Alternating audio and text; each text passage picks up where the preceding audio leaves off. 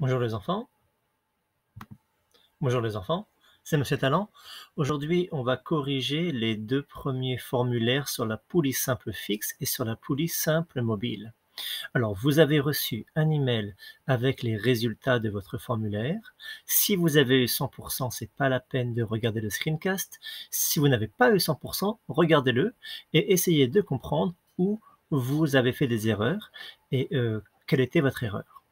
Mais le pourcentage que vous avez dans votre email, c'est pas une note pour le bulletin, c'est juste pour vous, pour voir si vous avez bien compris ou non. Alors, je vais corriger maintenant. Dans le premier formulaire, c'était « Dans quel sens fait-on l'effort dans une poulie simple fixe ?» Alors, regardez ici, dans une poulie simple fixe, l'effort ici est vers le bas, comme ça. Ensuite, dans quel sens bouge la charge dans une poulie simple fixe? Alors regardez, la charge ici va aller vers le haut. Et puis, une poulie simple fixe donne-t-elle un avantage mécanique? Non, il n'y a pas d'avantage mécanique. Il n'y a pas d'avantage mécanique. Il y a seulement un brin de corde qui supporte la charge. Celui-là ne soutient pas la charge. Donc, on a un avantage mécanique de 0, c'est 1. Il n'y a pas d'avantage mécanique. Une poulie simple fixe donne-t-elle un avantage directionnel? Oui, une poulie simple fixe donne un avantage directionnel.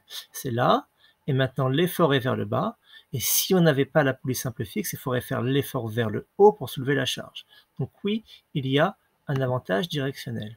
Combien de brins de corde soutiennent la charge dans une poulie simple fixe? Regardez ici, il y a seulement un brin de corde qui soutient la charge dans une poulie simple fixe, et celui-là ne soutient pas la charge, il va vers le bas.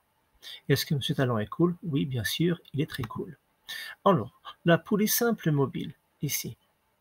Dans quel sens fait-on l'effort dans une poulie simple mobile? Donc, je vais mettre la poulie simple mobile, voilà. L'effort ici, regardez, est vers le haut. Donc là, c'est vers le haut. Dans quel sens bouge la charge dans une poulie simple mobile? Donc ici, la charge monte avec la poulie mobile et elle monte aussi, donc elle va vers le haut. Une poulie simple mobile donne-t-elle un avantage mécanique? Oui, une poulie simple mobile donne un avantage mécanique de 2. C'est 2 fois plus facile de soulever la charge parce qu'il y a un brin ici et un deuxième brin ici qui soutiennent la charge. Une poulie simple fixe donne-t-elle un avantage directionnel?